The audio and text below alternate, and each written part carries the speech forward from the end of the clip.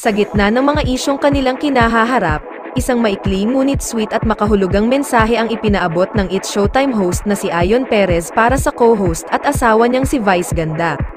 Tila hindi magbababa ng kanilang pride ang mag-asawang Vice Ganda. Ayon Perez kaugnay sa mga nagsasabing dapat magpakumbaba ang dalawa sa mga samot-saring isyu sa kanila, na sa tingin ng iba ay hindi angkop sa mga murang edad.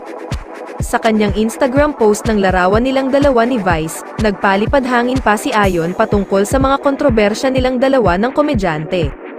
Aniya, hindi sila matitinag at lalo pang pinagtitibay sa gitna ng mga batikos o ng mga intrigang ipinupukol sa kanila. Sa panahon ng ingay mas lalo tayong pinagtitibay, caption niya sa larawan kasunod ang dalawang red heart emoji. Matatanda ang tinawag ng MTRCB ang pansin ng It's Showtime, kaugnay sa dilaan ng cake nina Vice at Ayon sa segment na Isip Bata. Hindi na rin sila tinantanan ng mga batikos simula noon. Pero ang maganda nga, lalong pinagtitibay ang relasyon nina Vice, Ayon dahil sa mga intriga at batikos sa kanila. Ibinida ni Ayon Perez ang isang larawan kasama ang kanyang asawa na si Vice Ganda. Sa Instagram post nito, makikitang magkadikit sila ni Vice Ganda habang sila ay naglalakad. Mahal naman ng netizens ang dalawa at nag-iwan pa ng mga komento sa nasabing post. Mahal na mahal namin kayo, susuporta lagi sa inyo. We love you both, kasama nyo kami palagi, I love you both, di kayo nag-iisa kasama nyo kami.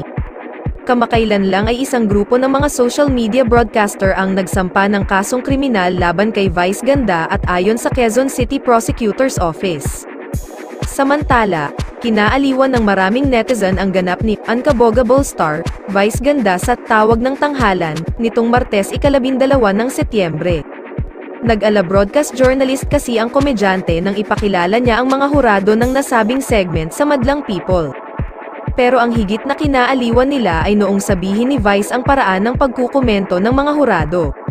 May narinig akong flat, may narinig akong shot, parang hindi ko naramdaman ang damdamin, parang kulang sa pagkukwento, ang dami nilang sinasabi, pero ang lahat ng yan, mag-e-ending sa overall, I still love the performance.